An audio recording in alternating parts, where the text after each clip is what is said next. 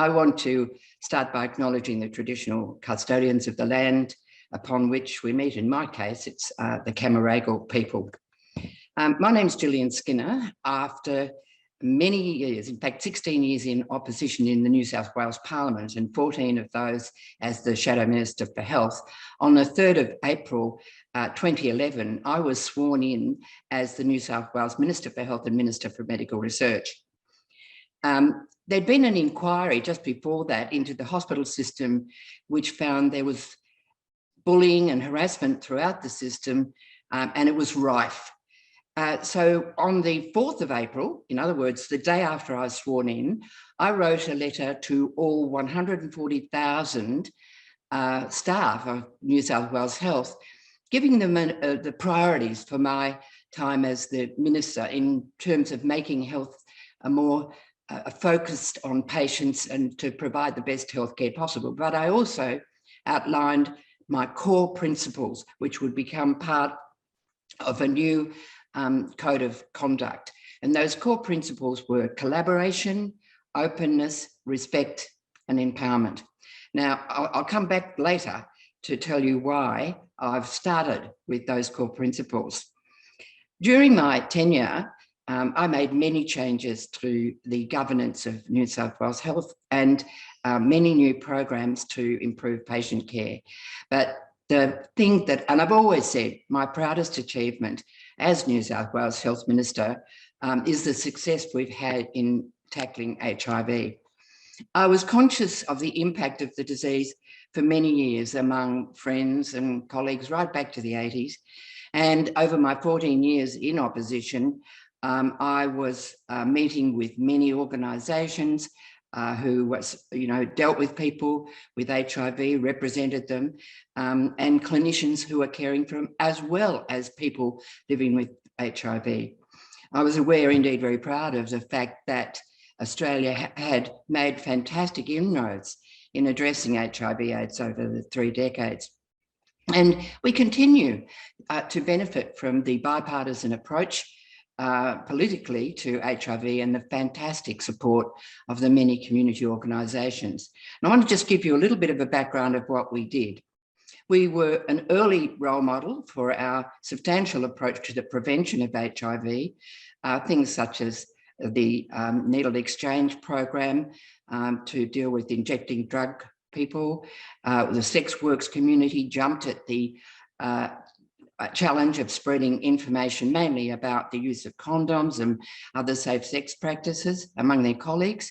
And the gay community particularly ensured the safe sex message travelled far and wide, including in languages other than English. So when I became the minister, I wanted to take action, and the community was very quick to come on board when on World AIDS Day in 2012, I launched the New South Wales Government's HIV strategy 2012-15, a new era. With the launch of this strategy, I think it's safe to say I put my political skin on the line.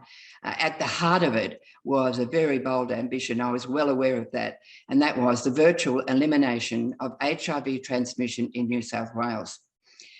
What gave me courage, though, to adopt this policy was the clear evidence that increased HIV testing, treatment, condom use, and other prevention strategies could turn the epidemic around. Science told me that the reduced viral load led to people no longer being infective. And I want to repeat that because I still worry that not enough people understand that, including people in the health system. And I wonder whether this is partly at the heart of the topic we're addressing today, stigma within the health system. So it should be known by everybody that people with reduced viral load are no longer able to spread the disease. They're no longer infectious. So I want to start by showing you some slides. The 3 pillars of the New Era strategy were linked under the commitment to treat as prevention, and they were based on, in other words, testing often, hence our support for enhanced testing and rapid testing, treat HIV early, recognising the international and continuing best evidence about this being best practice, and maintaining vigilance through safe sex practices. It was the most, and then went on to the introduction of the 2015 EPIC New South Wales strategy, which I'll come to in more detail in a minute. But first of all, this 2012 strategy was the most ambitious one, I think, anywhere in the world. And it was based, I think, the first to be based on a public commitment to the United Nations goals in terms of the reduction and elimination of HIV infections.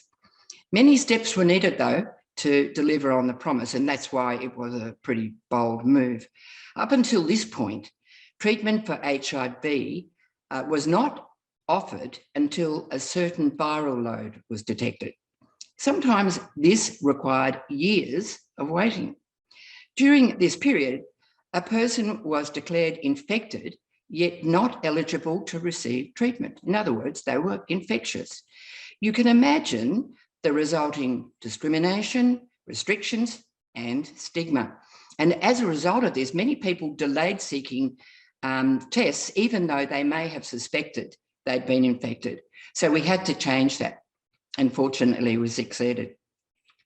And all Australian jurisdictions joined New South Wales in committing to similar targets, a commitment formally recognised through the 7th National HIV Strategy 2014-17, which I guided through the Australian Health Ministers Council, which fortuitously I was chairing at the time. And then again, fortuitously, up came the 20th International AIDS Congress in Melbourne. And we managed to persuade all parties, including the Commonwealth, which really had to change some of its policies, to endorse the AIDS 2014 Legacy Statement. This led to collaboration across the country that removed barriers to us implementing our strategy. This included, for example, the removal of CD4 cell count restrictions to prescribing of HIV treatment, which meant that as soon as they tested positive, people could begin treatment. That was a real breakthrough in these early new approaches. It also included action to allow medication to be dispensed through community pharmacy and even through home delivery. There was a fantastic community response to this, and I had enormous fun with ACON, which won awards for their innovative and highly effective ending HIV campaigns. In New South Wales, we made testing easier and more accessible, with rapid tests available on the spot and giving a result within 30 minutes. It's a bit reminiscent now of what we've been doing with COVID, of course, but that's where a lot of the early ideas and measures came from, this work that we did with HIV. We provided rapid tests in appropriate community settings, mostly with the help of organisations like ACON and some fantastic people at the Ministry of Health, and with pop-up sites in places like Taylor Square, where a lot of gay population gathered, the Tropical Fruits Party in Lismore, and a shopfront site on Oxford Street over the Mardi Gras period. But as a result of all those measures, 74% of people living with HIV in 2017 reached viral load suppression, thereby achieving zero risk of onward HIV transmission. But we needed to do more, clearly, because that was not enough. The next iteration of the New South Wales Health HIV Strategic Plan, covering the years 2015 to 2020, led us to leading the world in the fight against HIV with the launch of the first clinical trial ever conducted, with the aim of rapidly reducing the spread of the disease through the widespread use of pre-exposure prophylaxis, or PrEP as it was known, medication. Plans for the EPIC New South Wales PrEP trial were announced on World AIDS Day and on December the 15th, and within 6 months, 1,000 people had been enrolled. That trial operated from 30 clinics statewide. Medication was free to participants until it was put on the PBS in April 2018. And you can see from this slide that from the graph on the side, that the rate of new infections across New South Wales has been declining, and data is included in the state and district plans with reporting published on the New South Wales Health website on a quarterly basis. As this slide shows, we have met 2 of the UNAIDS targets, with 95% of people living with diagnosed HIV on treatment and 95% of those diagnosed on treatment with a suppressed viral load. So we're getting there.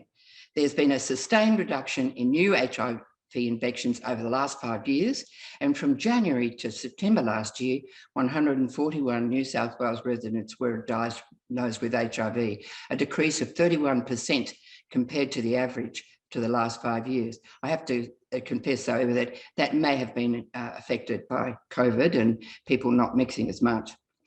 Today, with millions of people worldwide who can now access combined therapy, we are really leading productive, symptom-free lives, living with HIV and not dying of the infection which leads to AIDS.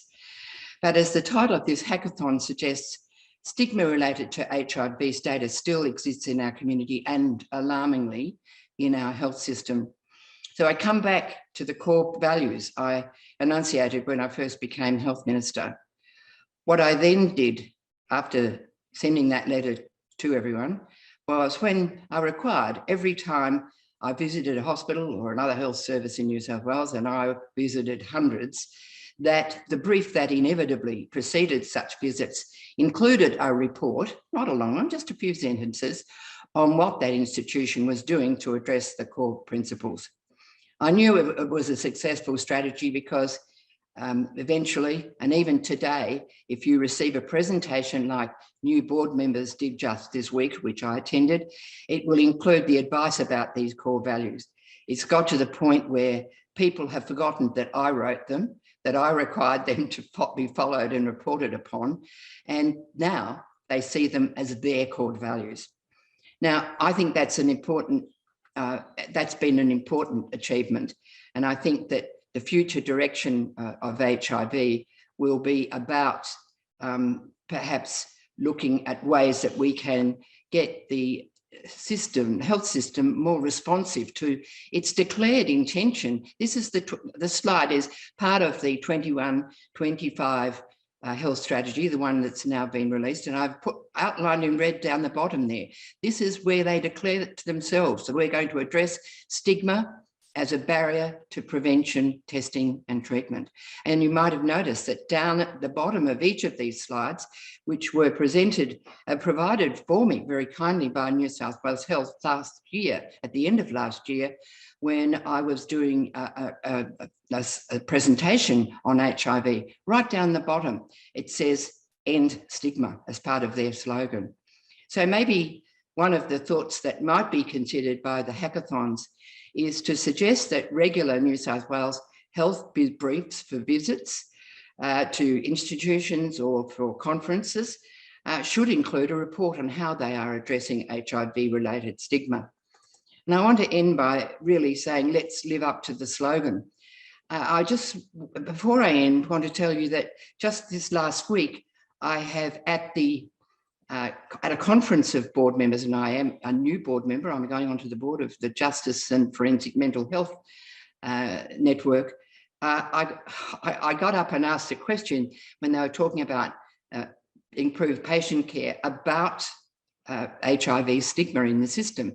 And I confessed that I was doing my research because I was attending this hackathon, and I was really shocked by just a couple of comments that were made by 2 people in the audience who happened to be HIV positive. And even though they were on treatment and they were no longer infective, they really were suffering from stigma.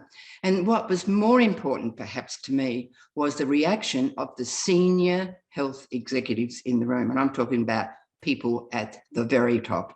They were shocked. So I think what we've done, what you have the capacity here to do is get the ear of those who'll be making policies and plans to implement whatever we might suggest by way of how we can address stigma in the health system. And I wish you all a great deal of enthusiastic fulfillment in the next couple of the days as you consider this very important issue. Thanks.